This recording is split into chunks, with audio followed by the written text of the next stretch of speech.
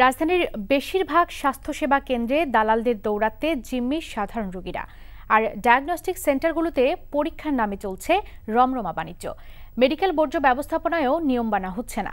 রাজধানীর বেসরকারি স্বাস্থ্যসেবার মান নিয়ে হাসান জাবেদের ৩ পর্বের ধারাবাহিকের আজ দেখুন শেষ পর্ব। ছবি তুলেছেন ওয়াহিদুজ্জামান ও আয়নাল আহমেদ। রাজধানীর মিটফোর্ড হাসপাতালকে কেন্দ্র করে এর সামনের রাস্তায় গড়ে উঠেছে বেশ কয়েকটি বেসরকারি হাসপাতাল ও ডায়াগনস্টিক সেন্টার।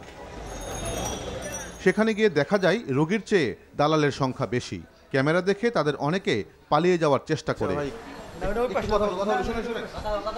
তারা সিও, কমিশন অফিসার বা মার্কেটিং অফিসার নামে পরিচিত। আমি মার্কেটিং কাজ করি। না না, আমরা মার্কেটিং কাজ করি এখানেই। আইডি কার্ড আছে প্রতিষ্ঠানের? প্রতিষ্ঠানে আইডি কার্ড করে না।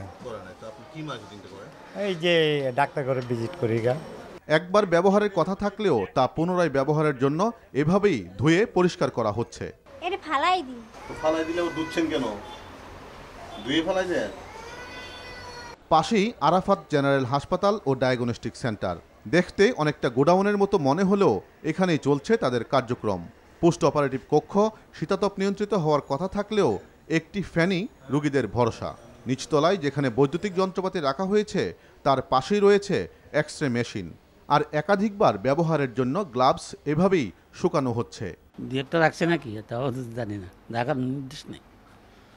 আমি তো পুরোটা ঘুরি না ডেলি, এই জন্য একটু অসুবিধা।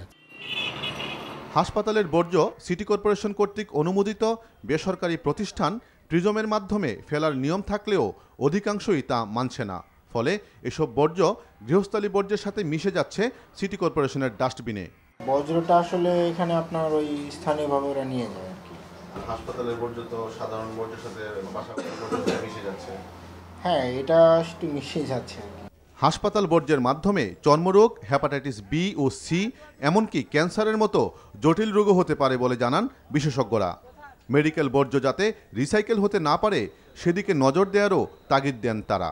অ্যান্টিবায়োটিক প্রতিরোধী জীবাণু তা ওখান রোগীর শরীর থেকে যেতে পারে, এবং ওই জীবাণুগুলো কিন্তু বাইরে গিয়ে তখন এটা ছড়াবে।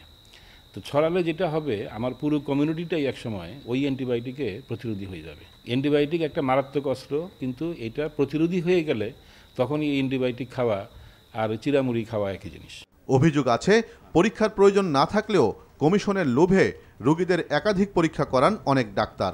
আর এ সুযোগে ডায়াগনস্টিক সেন্টারগুলো নিজেদের ইচ্ছে মতো পরীক্ষা নিরীক্ষার ফি নেয়। ডাক্তার যদি 100টা পরীক্ষা করে, 100টাই যদি নর্মাল আসে, তাহলে তো ডাক্তার শেখার দরকার ছিল না। তো সেগুলোতে কেউ তদারকি করছে না। তো দ্যাট নিডস এন অডিট।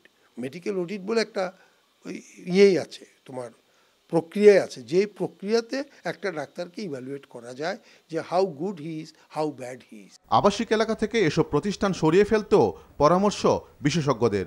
তবে তা হতে হবে সঠিক পরিকল্পনার মাধ্যমে। Hasan Jabed, NTV news, Dhaka.